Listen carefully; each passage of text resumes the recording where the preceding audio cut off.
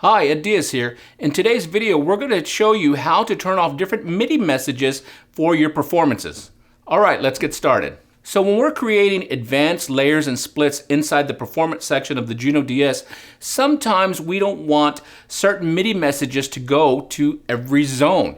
For example, maybe I have a lead on one zone where I solo and do all my stuff, and I like to use pitch, bend, and mod.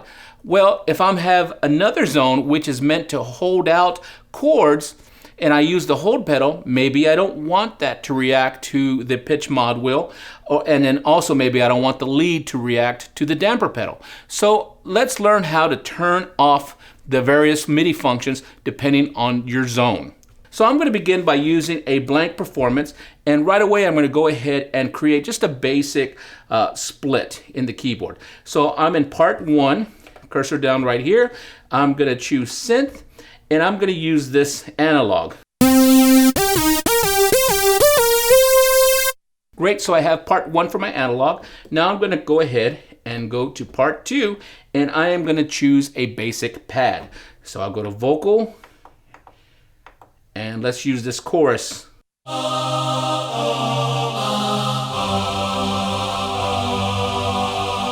Great, so I have the two sounds. Let's go ahead and write them very quickly because that is something that I really want everyone to get used to doing. When you're creating a performance, be it a simple layer or a split or an advanced layer split, you should always save often. Always save often. And so if we look at our user, you see the asterisk right there. So that means if I accidentally hit patch performance and go to patch, when I come back, everything I'm working on will be gone. So we want to make sure and save often. So let's do a quick save. I'm going to press the right button. It's a performance right. Press enter. I can name it right here if I want to. So I can go ahead and press the menu button and I can insert or delete different characters. I'm going to go ahead and delete everything right here. And then once I'm done, I can go ahead and press menu, or I can press exit. So I'll press menu, let's do it again, or I'll press exit. Either way will work. Now that I have a blank performance name, maybe I'll name this lead pad. So I'll go ahead and name that real quick. And here's the D, lowercase, cursor down, and now I'll press enter. All right, great. And from here, I can choose where I want to put it. I'm going to keep it right on user 75. Doesn't matter for our example. So I'll press enter. And yes, I am sure. Okay. So now that I have the basic sounds written in this performance, now let's go ahead and take that layer and turn it into a split. Let's start off by pressing menu. And I'm going to press edit. Go ahead and press enter. And then I'm going to go to performance edit right here. And here you see both of the sounds. If you're not sure what sound you're in, depending on the part that you're on, if you look at the top right, it'll tell you what sound you are currently in. So I'm going to go ahead and turn on both of these in the key bed. So I want that lead on and I want that chorus on. Great. Now I'm going to go ahead and levels we're not going to worry about so much now, but I want to go ahead and adjust pitch. I know from experience that that lead, I want it at its natural pitch. But I also know that pad, I'm going to probably want it up an octave so that way when I'm holding chords, they don't sound very muddy. So I'm going to go ahead and go up 1 octave. Now I realize both of the sounds are still layered on top of each other. So now we'll go to the next step and we're going to cursor up, go to keyboard, and this is where we're going to adjust our ranges.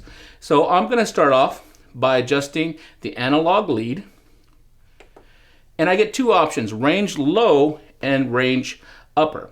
So I'm not going to adjust upper. I want the lead all through here, but I don't want it in this lower. So let's go ahead and start adjusting it. So I'm going to bring it up, and I think it's F4. Let's try that.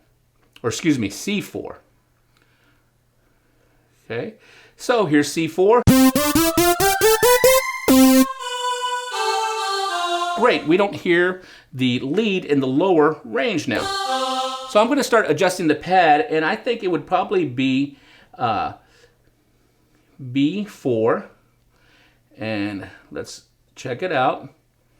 Okay, here's C, almost. There we go, B4. Sounds good, but let's check it in the upper range. I'm still hearing it. Why am I still hearing it?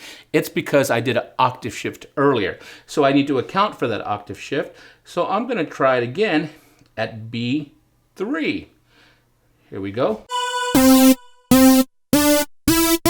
So that's all lead in the upper. And then here is the pad. So now I have that set. Let's press the right button again. Performance right, press enter. And it's the same name, enter, and the same spot, enter, and yes, I am sure.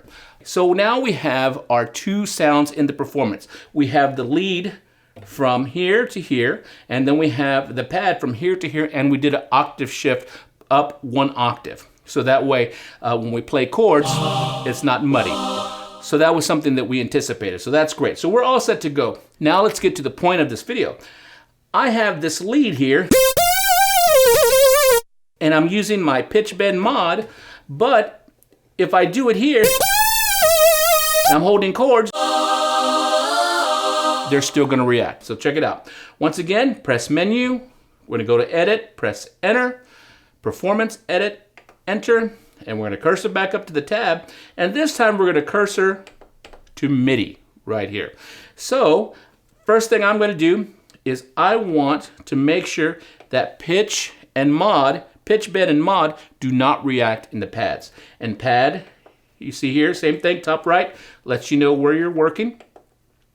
So here we go. Pitch bend, I'm gonna turn it off by pressing minus. And modulation, I'm gonna turn it off by pressing minus. So now, still works over here, but let's check out the pads. No longer works. So on the lead side, I want to turn off the hold pedal. So if I press my hold pedal and I press my keyboard, press make a chord, that's great. But now look what happens over here.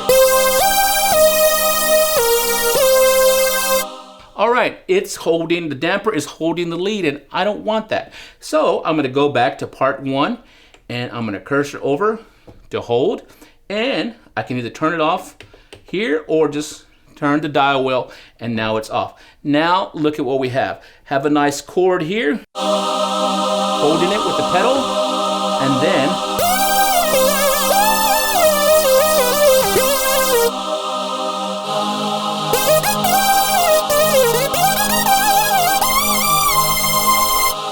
so as you see very quickly, we went in and used the MIDI tab to turn off different MIDI messages depending on the zone. So now, lastly, let's save it. Press right, performance right, press enter, same spot, that's fine. And yes, I am sure. Great, now the performance is written. Let's give it one more shot. So I'm gonna press and hold the chord. Now let's play the lead.